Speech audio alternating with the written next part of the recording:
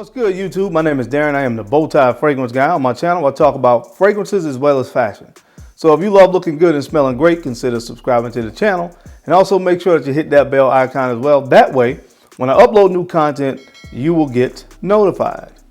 All right, guys, on today's video, I am going to be inducting 10 fragrances into the Fragrance Hall of Fame. Now, all of these fragrances are very different, and all of them have a very unique and specific reason why I feel that these fragrances are worthy to be inducted into the Hall of Fame. Now, as always, I like to keep this fun, so I'm going to have a corresponding NFL player that I'm going to compare these fragrances to as I give my reasons why I think that these are 10 of the best fragrances ever created and why, again, they are very special to the fragrance world at large. So if you want to see what's on the list today of 10 fragrances that I'm inducting into the Fragrance Hall of Fame, then you guys know the routine. Keep it locked right here. Let's get it. Yeah.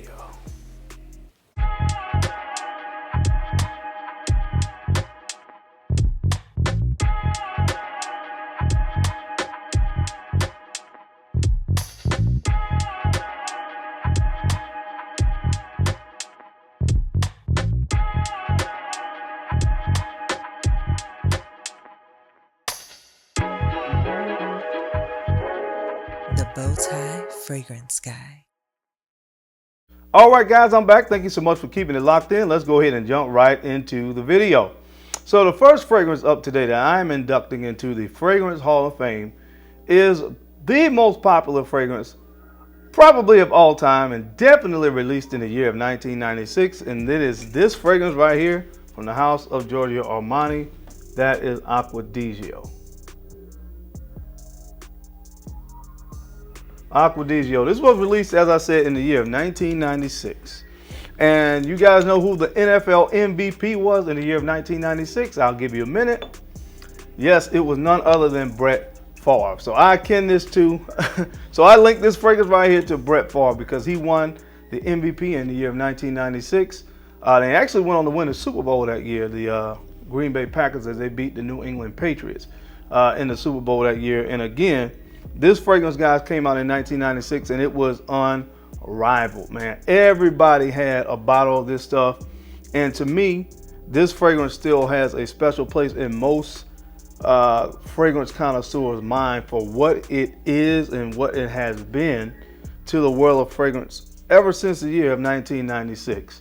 Of course, here more recently, we have had the release of the new Acqua di Gio Eau de Parfum concentration of this particular fragrance, and we've had a number of flankers in between 1996 up until today.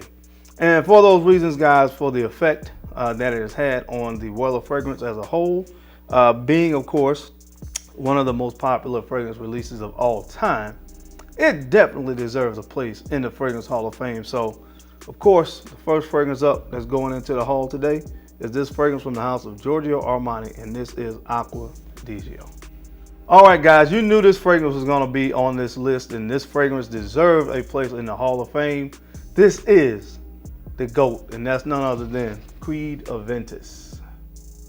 Tweed Aventus. I know this fragrance has its fair share of detractors, but I don't think that they are detractors for the right reason. Now, of course, some people are going to talk about batch variations and this and that, and the popularity of the fragrance, I understand, has been somewhat of a victim. This fragrance has been somewhat of a victim of its own success and popularity. It's been cloned or it has influenced countless fragrances, too many to name right now. But this fragrance, without a doubt, deserves a place in the Fragrance Hall of Fame, and I akin this fragrance to, of course, none other than Mr. Tom Patrick Brady. No, how does Skip Bayless say it? Tom Edward Patrick Brady Jr. This fragrance deserves a spot in the Hall of Fame, man, because this is one of the best fragrances ever created. And just like, of course, Tom Brady, who has somewhat been a victim of his success in the NFL, you have some people that just want to see him lose and not see him win. And of course, I can kind of compare the reaction that people have to Tom Brady to how people actually react to Tweed Aventus. But at the end of the day, The numbers don't lie, guys. This fragrance is probably the most popular fragrance that has been released since the year of 2010 without question.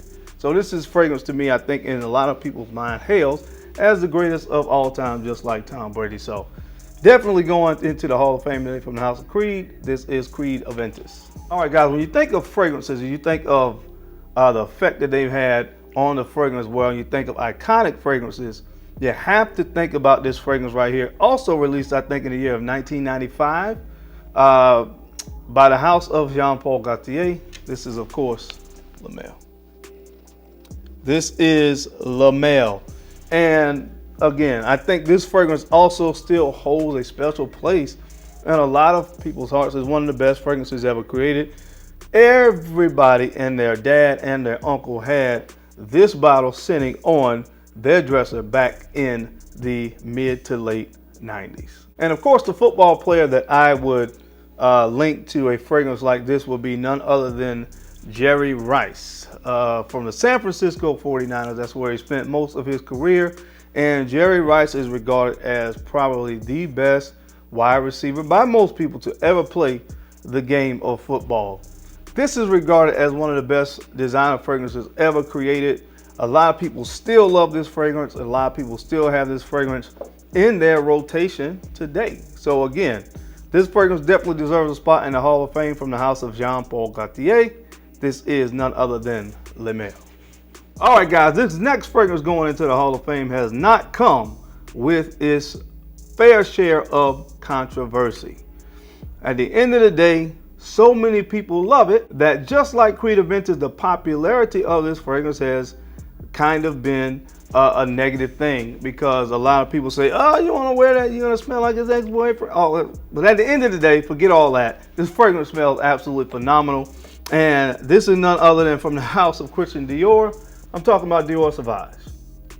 Dior Survives, yes, Dior Survives. And we're going to go ahead and give this fragrance its flowers today. And the football or NFL player that I would link to Dior Survives, a football player that went into the Hall of Fame that did come with his fair share of controversy. I'm talking about none other than one of my favorite players, Terrell Owens. Now, of course, you guys probably know the story of Terrell Owens because he's been on like 4 or 5 different teams in his NFL career. And each team that he's been with, he came with his fair share of controversy on each team. Now, me personally, I just think T.O. was kind of misunderstood to some degree.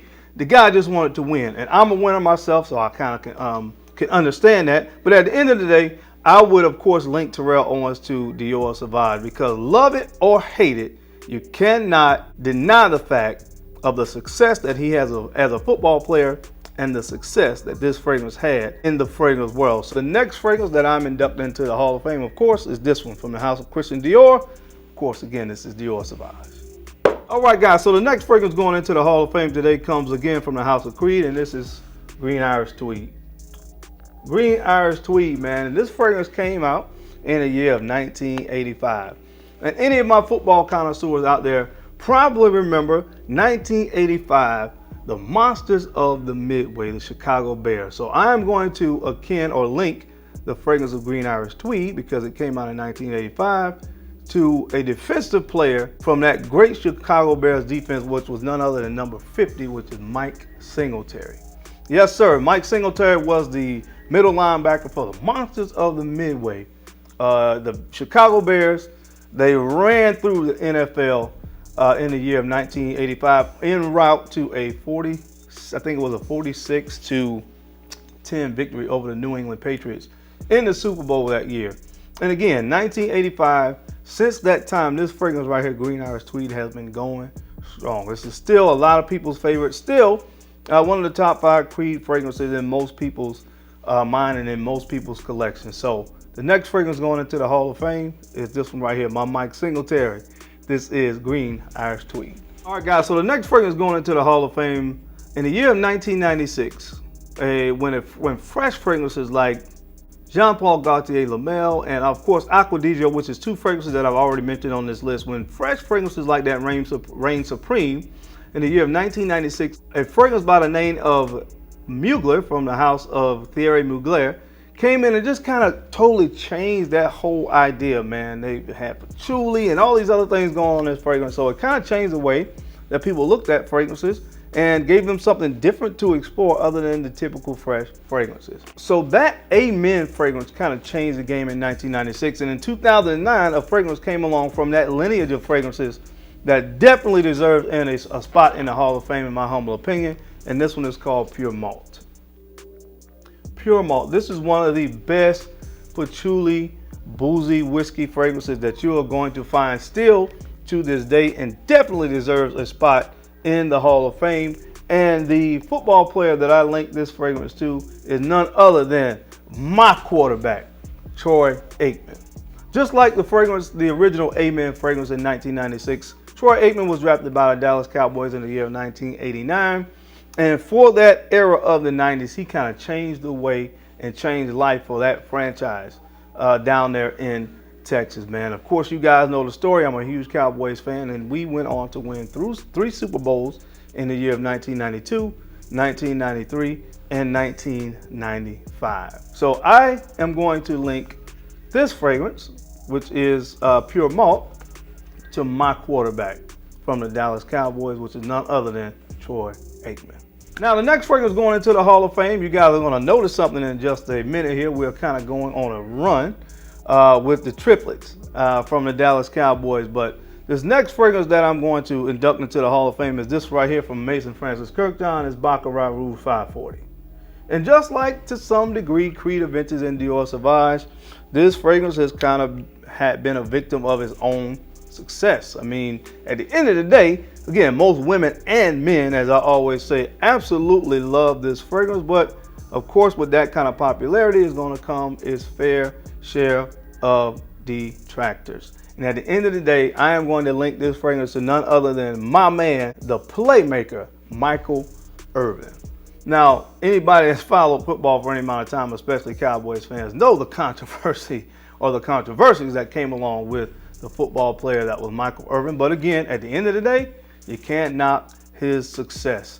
So I link again Michael Irvin to this fragrance right here because you can't knock the success that this fragrance has had. So the next fragrance going into the Hall of Fame is this one from the house of Mason Francis Kirkjohn. This is Baccarat Rouge 540. Now the next fragrance going into the Hall of Fame is one from the house of Amouage, and it's this one right here, Reflection Man. Reflection Man. This fragrance is a kind of do-it-all, easy to like, easy to wear niche fragrance that I just cannot get enough of. So the football player that I'm going to link this fragrance to is the third triplet, my man, my running back, Mr. Emmitt Smith. Just like this fragrance, I think Emmitt Smith was one of those players that he just kind of did everything right. There's not many folks that you meet, whether they were a Cowboys fan or not, that did not really like Emmitt Smith. This is what it is, and that's kind of the same thing with this fragrance. He kind of on the field did it all. He was a good blocker. He could catch it out of the backfield, and of course, at the end of the day, he was a great runner with the ball in his hands. So, Mr. Do-It-All, Emmitt Smith, I link to this fragrance right here, Mr. Do-It-All, from the house of Amouage. Again, this is Reflection Man. All right, guys, now the next fragrance that I'm going to induct into the Hall of Fame, of course, you guys know if you've been following me for any amount of time, this fragrance had to be on the list. This is my baby right here. This is Portrait of a Man. Portrait of a Man from Frederick Malle. And simply put, this is just one of the best fragrances ever created. So I'm going to link this fragrance to one of the best quarterbacks outside of Tom Brady to ever play in the National Football League, and that's none other than Joe Montana. And while the San Francisco 49ers was a rival of my Dallas Cowboys back in the 90s, you guys probably know a lot about that rivalry. At the end of the day, Joe Montana is just simply, again, one of the best to ever do it. Just like Portrait of a Man. So going next into the Hall of Fame is this fragrance right here from the house of Frederick Malle. This is Portrait of a Man. All right, guys, and the last fragrance that I'm inducting into the Hall of Fame today, this fragrance comes from the house of Christian Dior, and this is Dior Homme Intense. Dior Homme Intense, this fragrance, the fragrance that has a nice powdery kind of chocolatey patchouli iris combination.